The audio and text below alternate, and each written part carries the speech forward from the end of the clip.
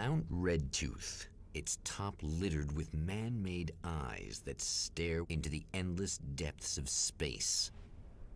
Tonight, the Champion of Light will depend on them to pick out a message from the ether.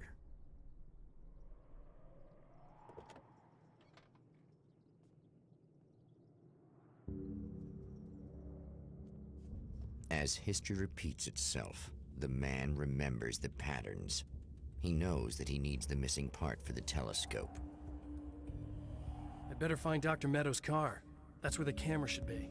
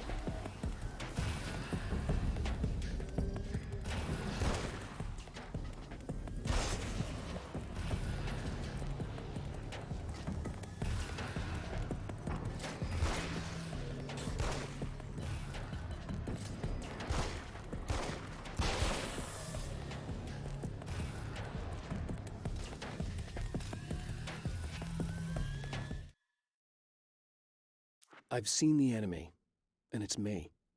I've faced dark horrors before, things that live in the unimaginable pressures of the world beyond our own. Sometimes they masquerade as humans. That's what ultimately lurks inside Mr. Strange.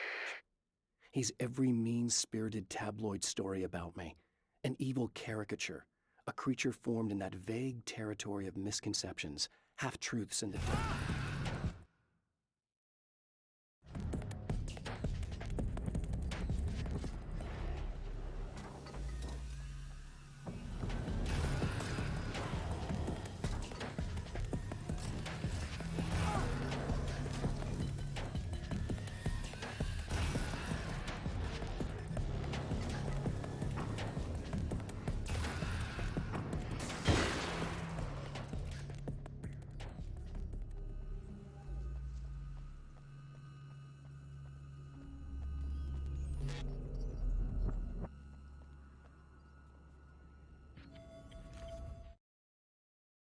There are places where our world is worn thin, and another reality brushes against ours.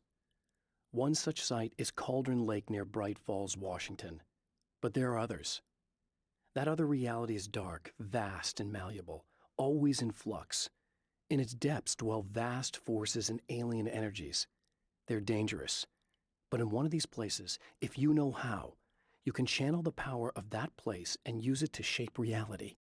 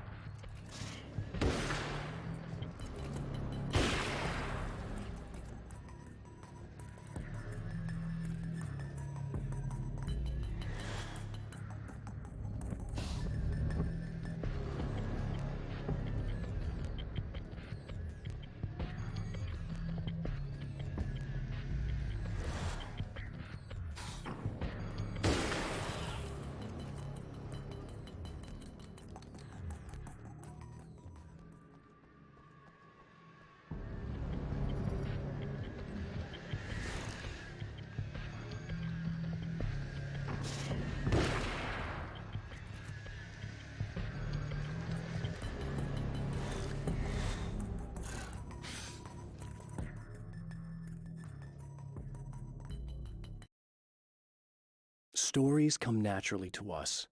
We can't help it. There are many different worlds, many competing realities within our heads, fueled by books, television, even barely remembered childhood tales. There's an endless supply of fictional concepts more familiar to us than anything or anyone real. We've a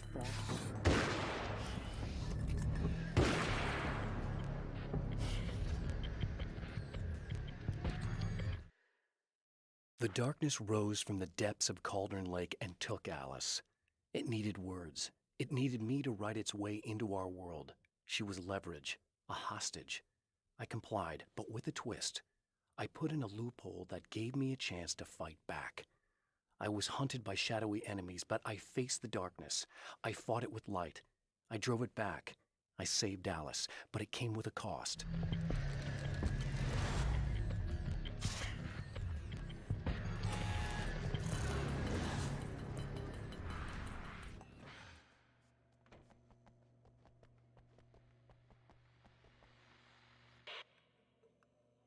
I know what you're thinking. Evil twin, supernatural powers. But most of the time, I just like to keep things basic. I want you to understand that.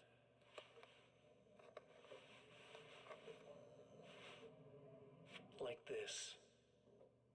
Need to get your hands dirty? No batteries, no moving parts, just physics. That's technology you can depend on. It's a classic. Speaking of classics, you need to be careful with this one, though. If the victim suddenly twists, you might end up cutting yourself. It's not really a workhorse, but I'm a sucker for this style. Now this is more like it. You've got slip-resistant grip. Believe me, you really want that traction once you're wrist deep in somebody. The blade's stiff enough so it won't open by accident in your pocket, but it's still really easy to open with just one hand. Now that's a big thing for me. I know what you're thinking. It's too big, too heavy. But sometimes you just need the extra oomph. If you're talking intimidation, this is gonna do the job. Also great for dismemberings and whatnot. You know, the messy jobs. I can't tell you how many things I've MacGyvered with this stuff.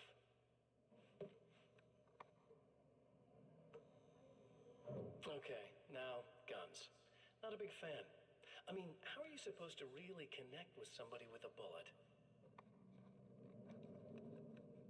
I want you to understand that. I take pride in what I do. We can't both be worthless hacks, can we?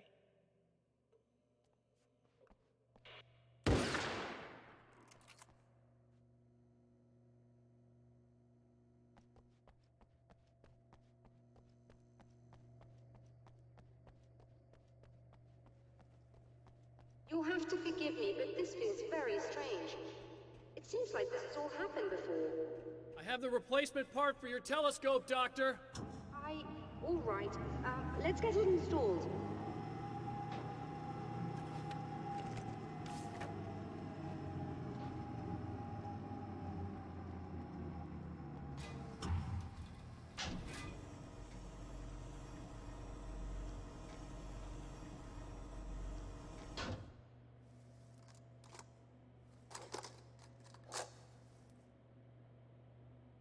I think we can give this a go, although I have this strange feeling that something will Don't go start it wrong. up yet!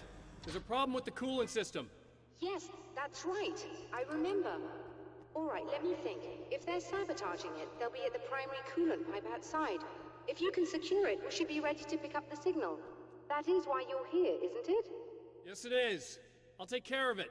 Before you go, if you have the time, I'd appreciate if you came up here and explained a few things.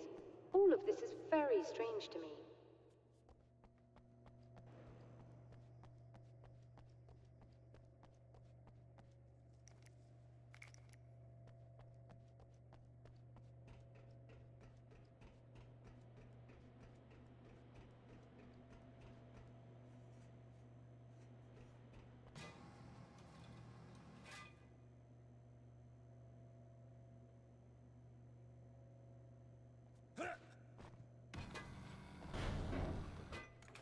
Hello. I don't quite know what's going on, but I seem to remember having had this encounter before. It's not deja vu, Doctor. This has happened before. We're caught in a time loop. That's utterly insane. How could that be? I can't really explain it. I suppose I could call it magic. I don't believe in magic. Neither do I, but I can't argue with what I've experienced. Listen, what matters now is the signal. The last time we only caught a part of it. I need the rest of it. Whether you believe me or not, you want to look into this as much as I do, right? Yes. All right. I realize that you have trouble believing this. That's an understatement. I can't deny that what you say resonates with me on some level I don't pretend to understand. But for all I know, I'm simply delusional. But it's not just you. I've experienced the same thing as you. Doesn't that prove something, at least? Maybe. On the other hand, given your appearance, and the fact that you're trying to convince me that I'm not insane, perhaps you're merely a hallucination that accompanies my delusions. You're not having a psychotic episode, Doctor. For what it's worth, I'm a skeptic by nature. I completely understand your reluctance to believe me. There are people caught so deep in their psychosis that they retroactively manufacture memories and beliefs that conform to the situation at hand. Sure, but you have to stop second-guessing yourself at some point, if you want to get something done.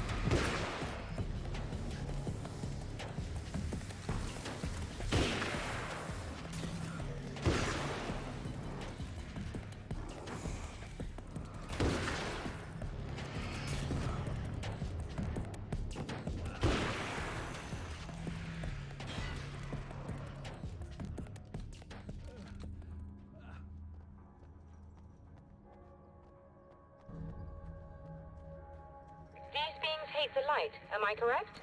You should be able to turn on the lights and secure the area that way.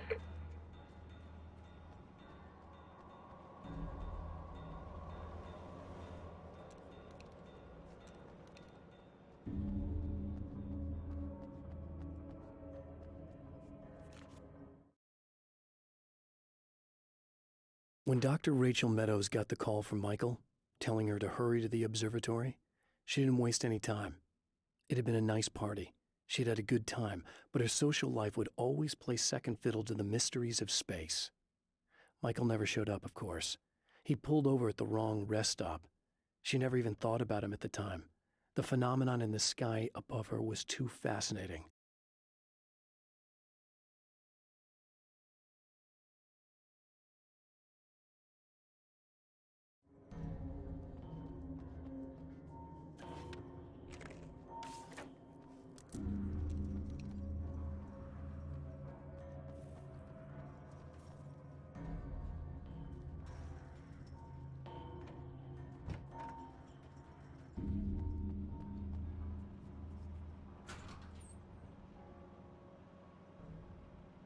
Doctor, can you hear me? I think we're good to go. All right. I'll start looking for the signal. Please, head back.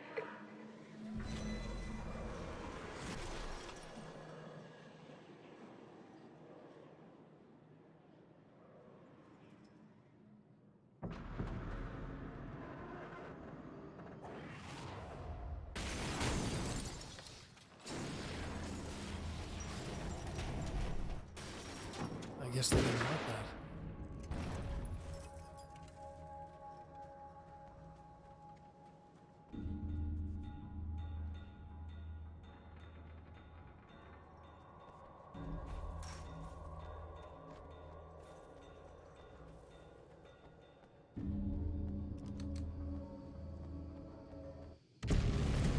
The whole damn mountain's trying to kill me.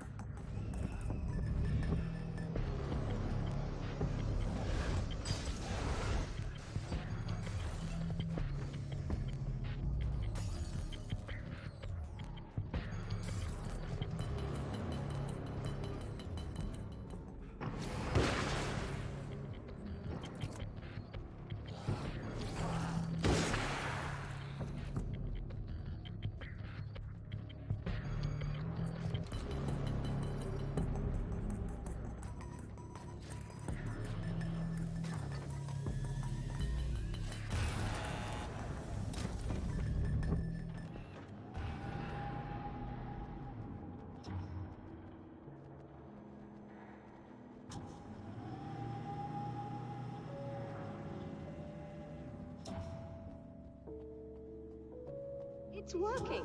Please, come up here.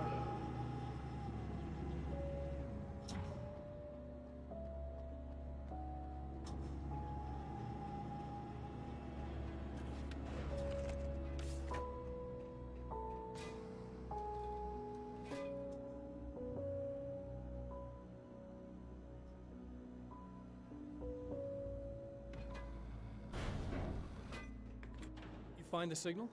Yes, I don't think it's quite the same thing we had, the last time. Still, we're definitely picking it up. Are we getting the complete signal now? I'm afraid not. Take a look at it yourself. I'm printing out a hard copy now. I'd like to ask you a question or two before that, though. If you don't mind. What's on your mind, Doctor? Most people would find these events extremely disturbing, provided that they survive these creatures, that is. You seem to be quite adept at dealing with the situation. Why is that?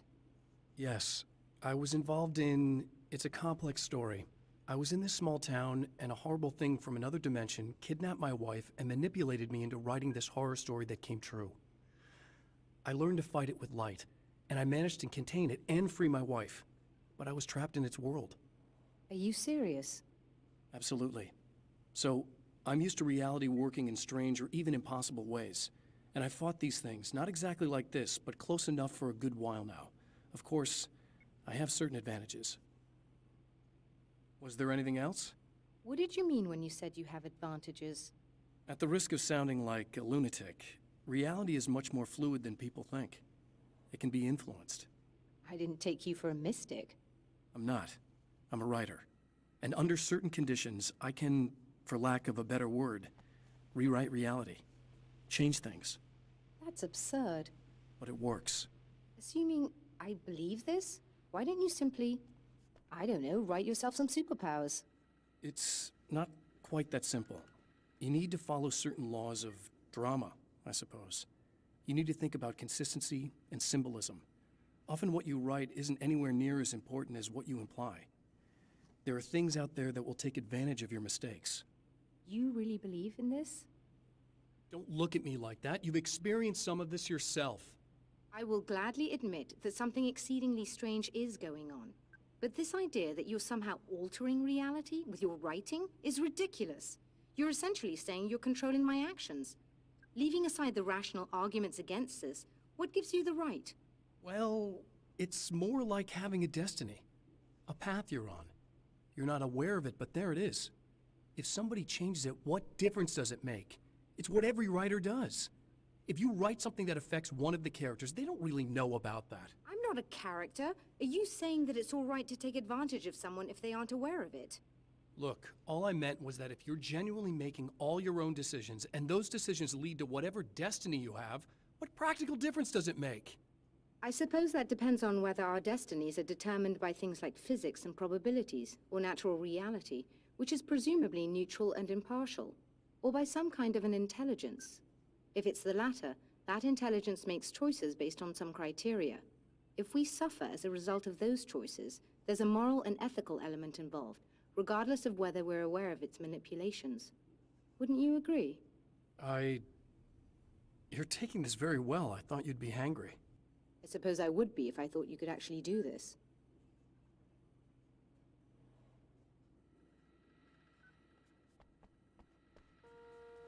Another printout.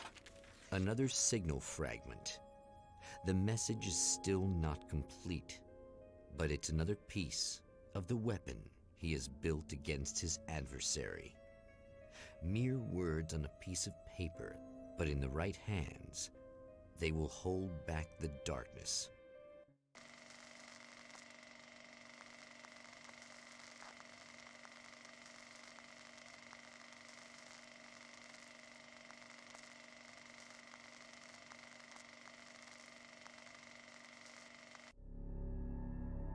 The last time the man came to the drive-in, it did not end well.